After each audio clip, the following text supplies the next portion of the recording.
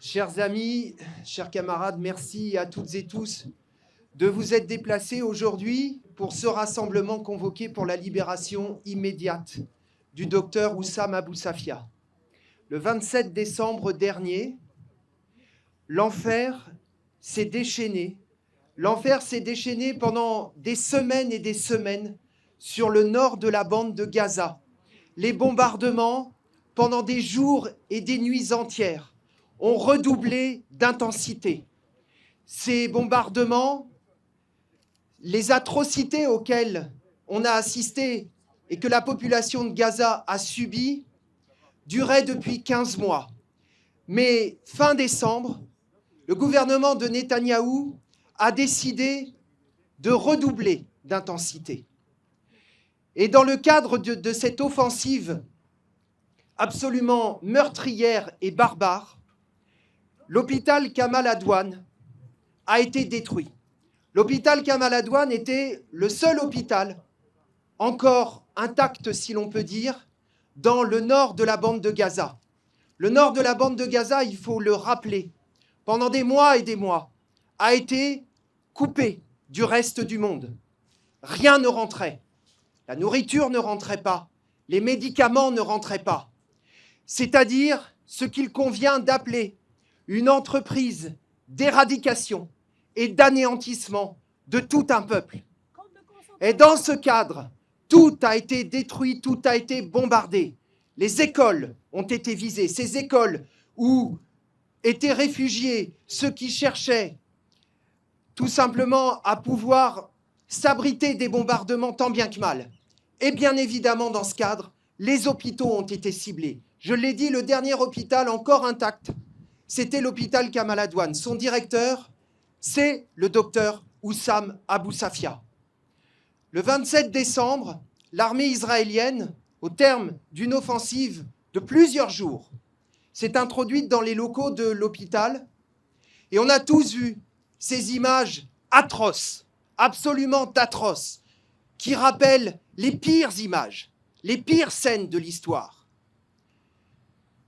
Des médecins, des patients, ceux qui étaient encore en vie, dénudés, les mains au-dessus de la tête, défilant en file indienne, entre des hommes armés, entre des blindés.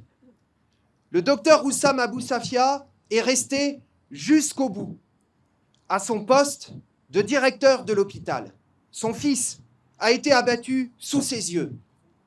Les soldats israéliens sont venus l'extraire de son bureau et vous avez tous vu cette photo, cette image, cette vidéo aussi qui a circulé, pas dans les grands médias parce que les grands médias ici ne jugent pas nécessaire de nous faire connaître ces informations, mais essentiellement sur les réseaux sociaux, cette image du docteur en blouse blanche, cheminant seul parmi les décombres en direction des blindés où se trouvaient les soldats qui allaient l'emporter vers la prison où il a été détenu pendant plusieurs jours d'abord avant d'être emmené dans une autre prison. Au moment où l'on parle, le docteur Oussam Abou Safia est toujours détenu.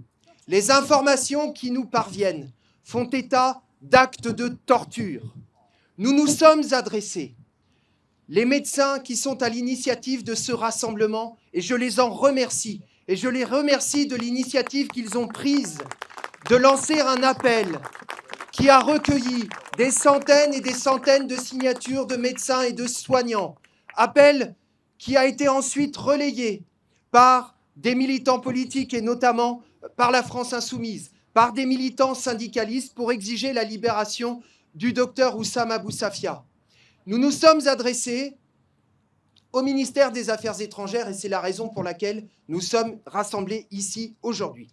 Nous nous sommes adressés également à l'ambassade d'Israël pour exiger d'être reçus, pour avoir des réponses, pour savoir ce qu'il advient du docteur Oussam Abou Safia et quand il va être libéré. Nous n'avons eu aucune réponse à nos...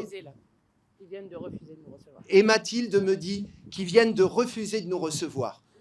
Nous irons tout de même porter, nous irons en délégation porter au ministère et ensuite à l'ambassade. Une délégation de quelques-uns. les signatures qui ont été recueillies sur cette pétition. Non seulement, ils n'ont pas répondu, ou plus exactement, ils refusent, mais c'est directement relié à une chose, c'est que nous avons appris que le docteur Oussam Abou Safia, eh bien, sa mise en détention, nous avons appris la prolongation de sa mise en détention, prolongation qui a été décidée par l'État d'Israël il y a quelques jours.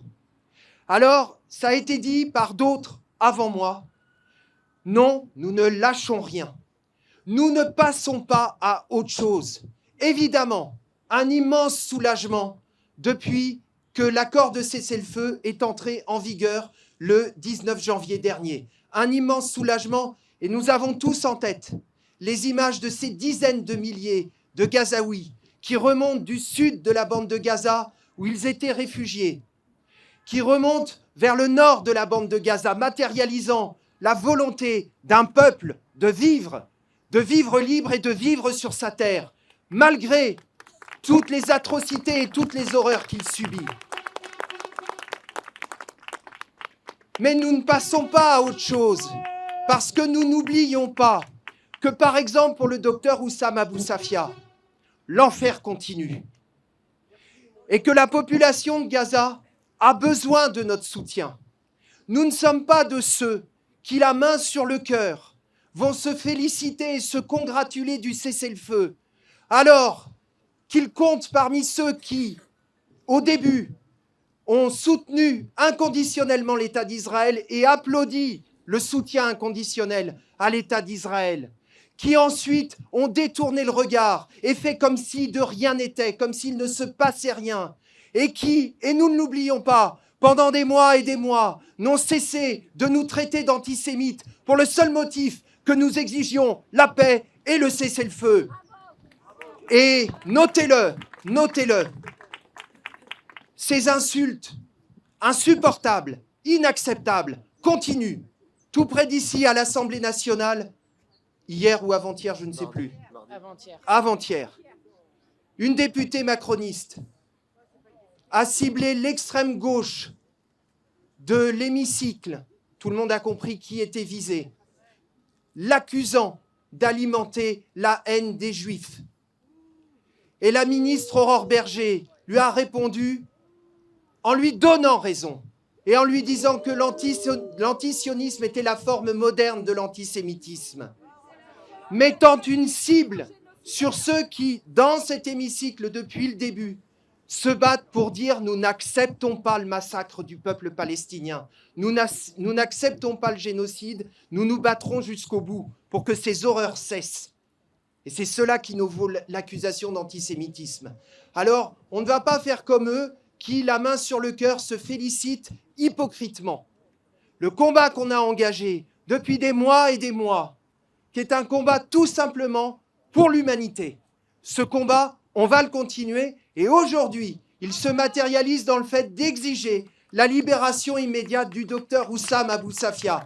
Et je l'ai dit, nous allons aller avec quelques médecins et élus au ministère des Affaires étrangères, malgré le refus.